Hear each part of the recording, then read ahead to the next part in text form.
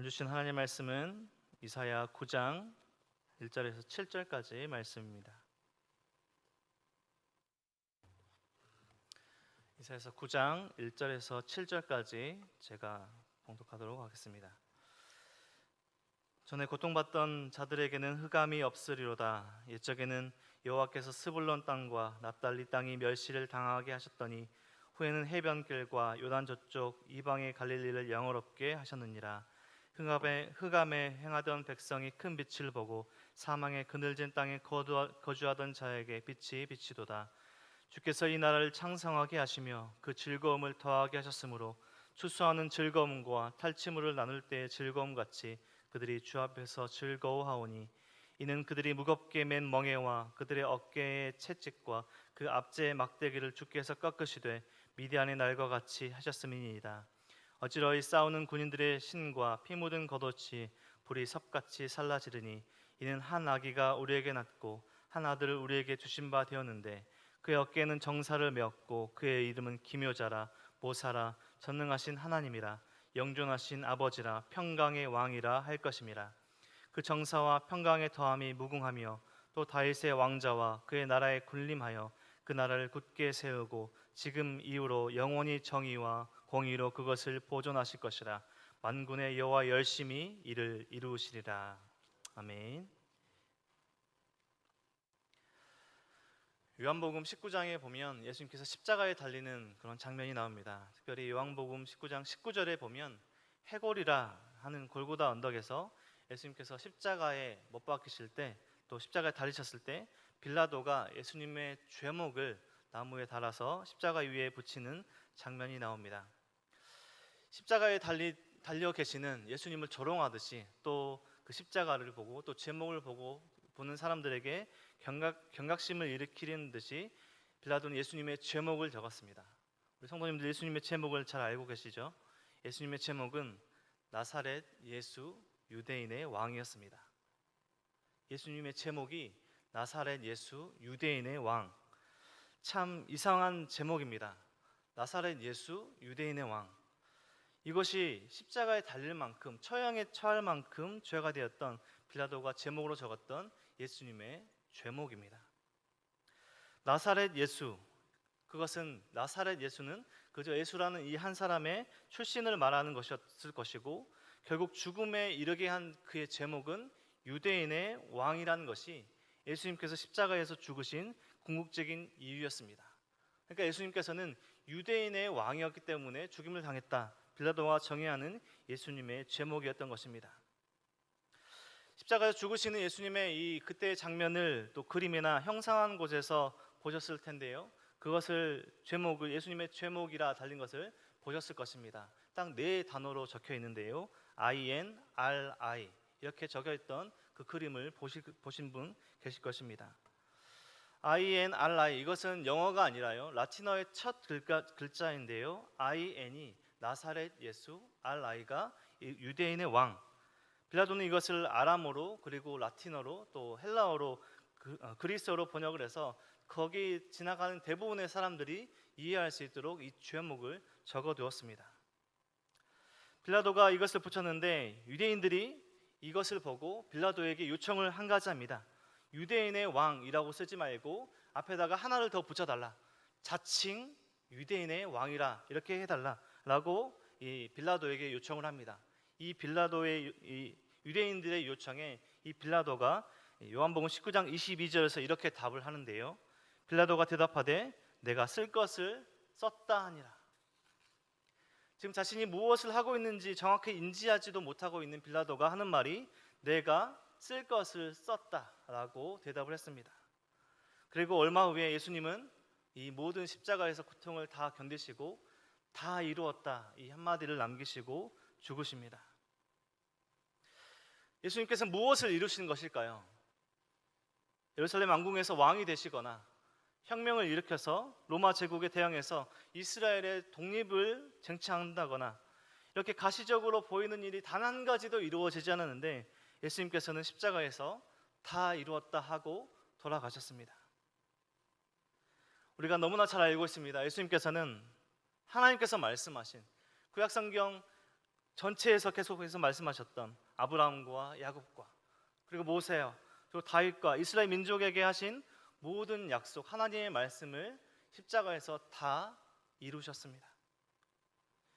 십자가에서 단번에 죽으심으로 자기의 모든 것들을, 피와 모든 것들을 쏟아내심으로 자기를 제물로 드리고 이스라엘 온 민족을 죄에서 정결하게 하셨습니다. 우리는 신약의 말씀들을 읽어가며, 특별히 저는 이사야서 말씀을 읽어가며 또 히브리서 같은 신약 성경을 자주 이렇게 또 같이 묵상하는데요. 이런 성경을 읽어가며 구약에서 지금 오늘 본문에서 같은 구약의 말씀들을 이해할 수 있습니다. 우리가 신약의 말씀들을 이해할 수 있는데요. 북이스라엘 베가 왕 그리고 아람 왕 르신 왕이 연합해서 남유다를 위협할 때 우리가 열왕기하 말씀을 통해서 너무나 잘 보았죠. 남유다 왕 아하스는 하나님을 의지하지 않고 당시 큰 제국이 되려고 했던 아수르를 의지해서 그 위기를 탈피하려고 했습니다. 이사야서에서는 하나님께서 아직은 심판의 막대기로 사용하셔서 근데 패권을 장악하고 있는 듯이 보이는 아수르까지도 지금 남유다 왕 아하스 왕이 의지했던, 당시 국제 정세로 보면 망하지 않을 것 같던 이 강대국 아수르마저도 심판하실 것이다, 이 이사야서에서 말씀을 전하고 있습니다. 아수르가 북이스라엘의 사마리아를 에워싸고 결국 북이스라엘을 멸망시키고 고대 근동 지역을 패권 전쟁을 통해서 이겨나가며 패권을 장악해나가는 그 순간에 그 어떤 누가 감히 아수르의 멸망을, 아수르의 약해짐을 생각할 수 있었을까요? 하지만 영원할 것 같았던 아수르의 강함은 오래가지 못합니다. 이사야의 두 아들, 우리가 말씀을 통해서 들어보았듯 스알야습과 마헬살랄 하스바스, 이런 아들을 통해서 하나님의 말씀들의 중요한 증표들로 보여주셨습니다.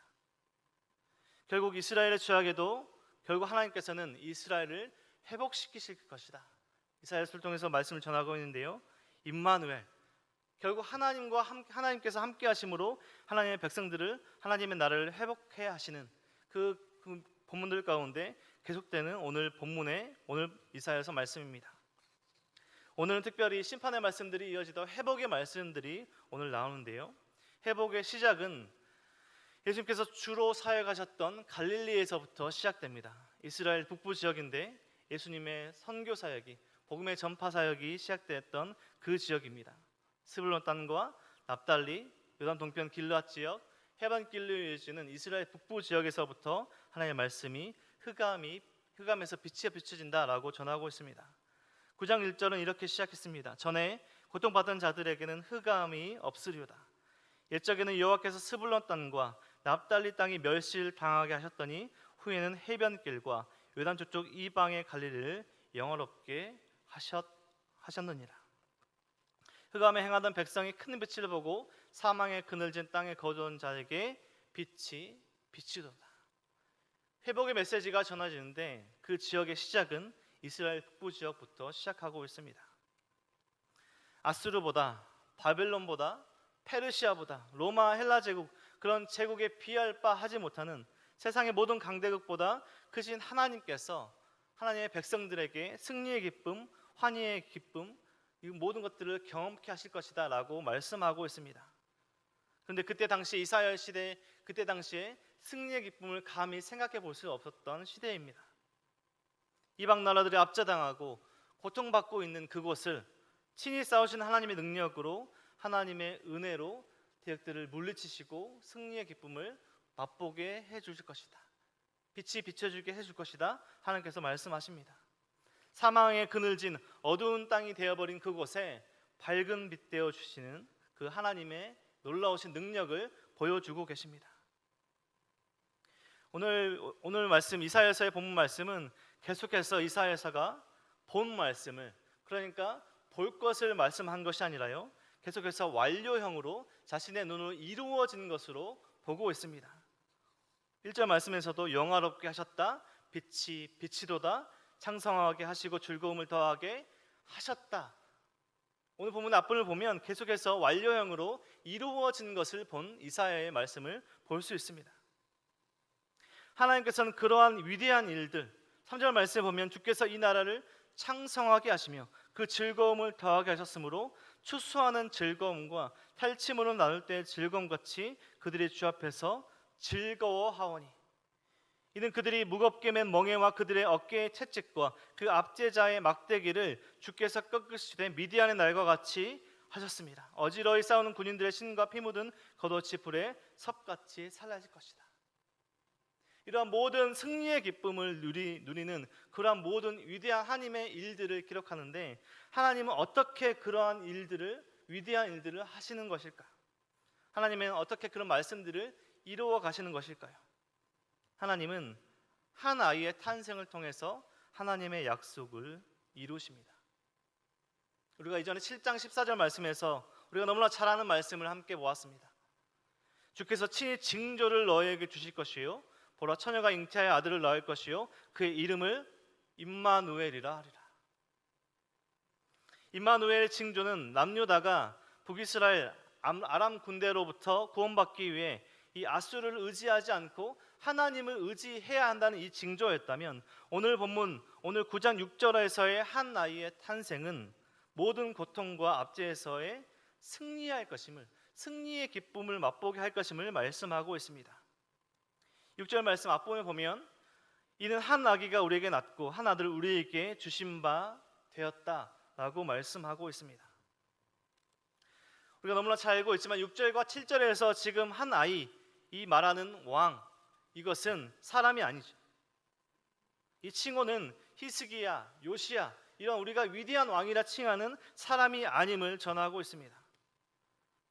6절의 말씀에 나오는 이 한 아이의 정의, 이 한 아이가 어떻게 될 것인가? 그의 어깨에는 정사를 메었고 그의 이름은 기묘자라 모사라 전능하신 하나님이라 영존하시는 아버지라 평강의 왕이라 할 것입니다.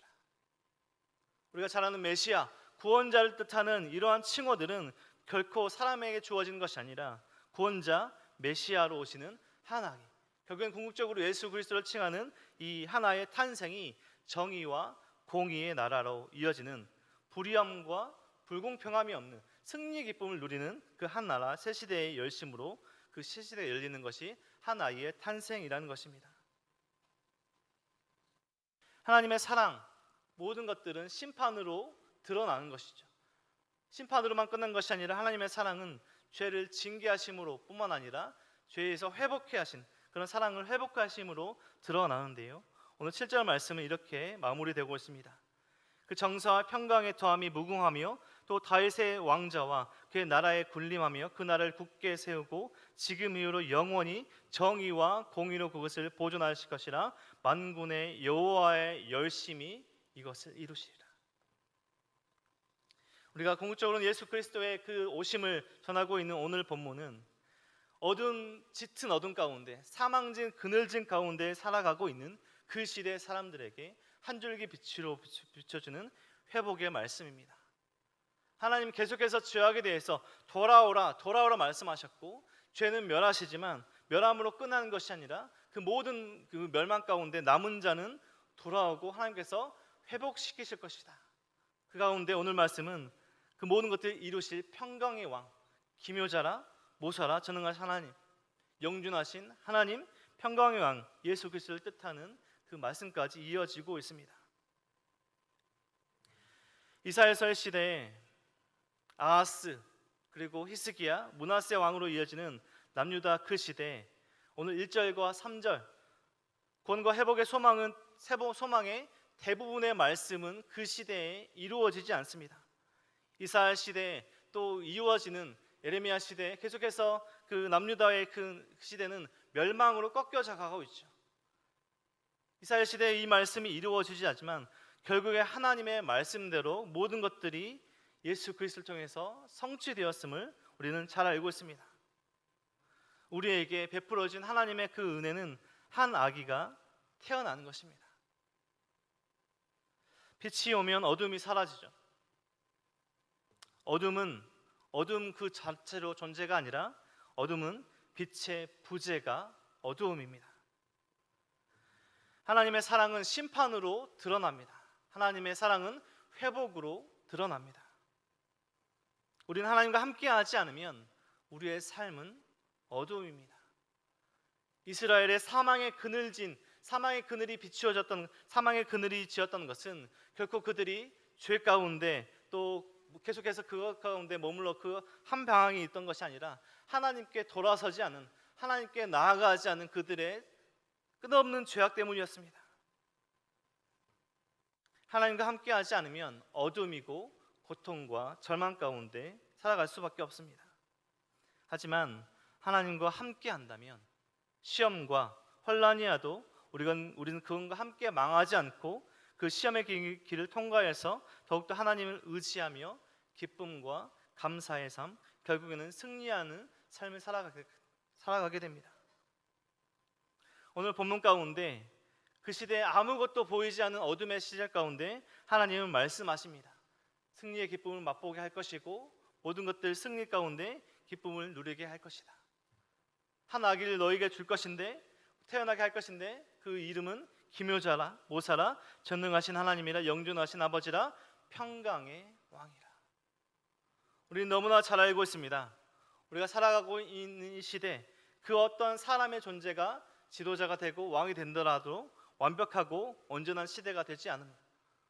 하지만 우리의 삶은 예수 그리스도를 바라볼 때 예수 그리스도의 그 안에 있을 때 우리의 삶이 비록 우리의 삶이 고통과 또 시험과 환난 가운데 있을지라도 우리는 그것과 함께 망하는 길로 가는 것이 아니라 그 시험의 길을 통과하고 지나갔을 때 승리의 기쁨과 하나님과 함께하는 기쁨을 맛본다는 것입니다.